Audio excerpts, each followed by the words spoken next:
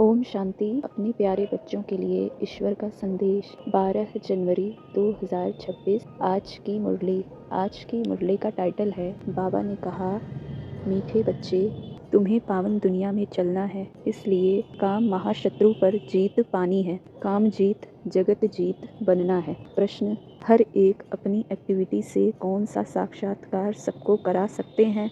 उत्तर, मैं हंस हूँ या बगुला हूँ, यह हर एक अपनी एक्टिविटी से सबको साक्षात्कार करा सकते हैं, क्योंकि हंस कभी किसी को दुख नहीं देंगे, बगुले दुख देते हैं, वह विकारी होते हैं। तुम बच्चे अभी बगुले से हंस बने हो। तुम पारस बुद्धि बनने वाले बच्चों का कर्तव्य है सबको पारस बुद्धि बनाना। ओम शांति। जब ओम शांति कहा जाता है तो अपना स्वधर्म याद पड़ता है, घर की भी याद आती है, परंतु घर में बैठ तो नहीं जाना है। बाप के बच्चे हैं तो जरूर अपना स्वर्ग भी याद करना पड़े। तो ओम शांति कहने से यह सारा ज्ञान बुद्धि में आ जाता है।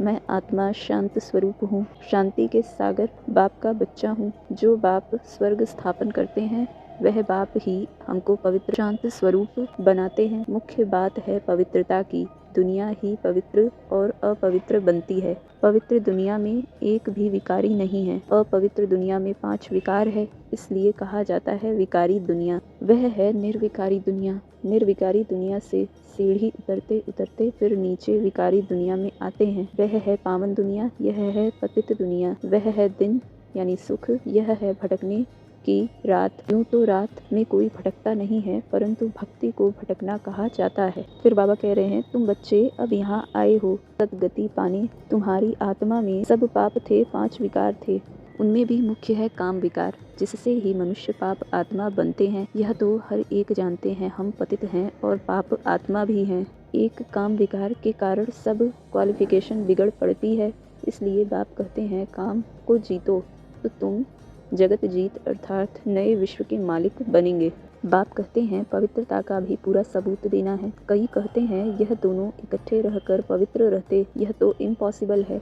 तो बच्चों को समझाना चाहिए। योग बल न होने के कारण इतनी सहज बात भी पूरी रीति समझा नहीं सकते हैं। उनको यह बात कोई नहीं समझाते कि यहाँ हमको भगवान पढ़ाते हैं। वह कहते पवित्र बनने से तुम 21 जन्म स्वर्ग के मालिक बनेंगे। वह है पवित्र दुनिया। पवित्र दुनिया में पतित कोई हो न सके। 5 विकार ही नहीं है। वह है वाइस वर्ल्ड, यह है विशस वर्ल्ड। हमको सतयुग की बादशाही मिलती है तो हर एक जन्म के लिए क्यों नहीं पावन बनेंगे। जबरदस्त लॉटरी मिलती है हमको, खुशी होती है।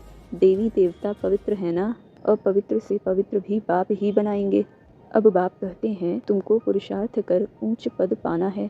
अगर विकार में गए तो पद भ्रष्ट कर देंगे। सूर्यवंशी चंद्रवंशी बनेंगे, फिर वैश्यवंशी शूद्रवंशी। अभी तुम समझते हो यह चक्र कैसे फिरता है।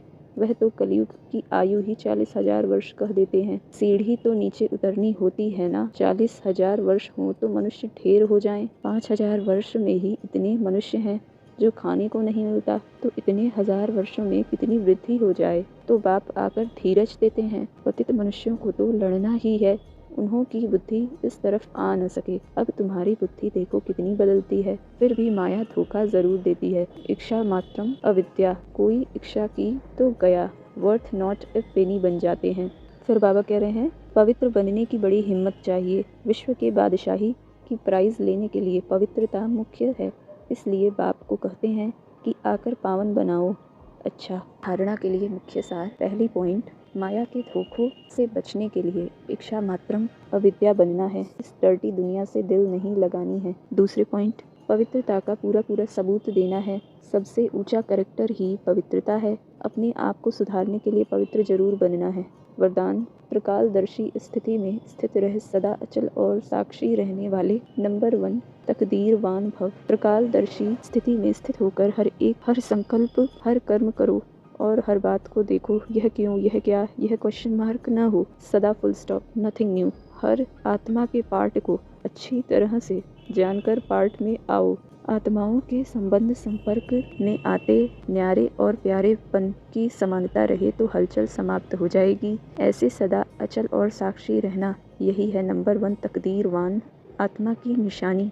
स्लोगन: सहनशीलता के गुण को धारण करो तो कठोर संस्कार भी शीतल हो जाएंगे। सहनशीलता के गुण को धारण करो तो कठोर संस्कार भी शीतल हो जाएंगे। अव्यक्त इशारे: इस अव्यक्ति मास में बंधन मुक्त रह जीवन मुक्त स्थिति का अनुभव करो। आप लोगों का स्लोगन है: मुक्ति और जीवन मुक्ति हमारा जन्म सिद्ध अधिकार है।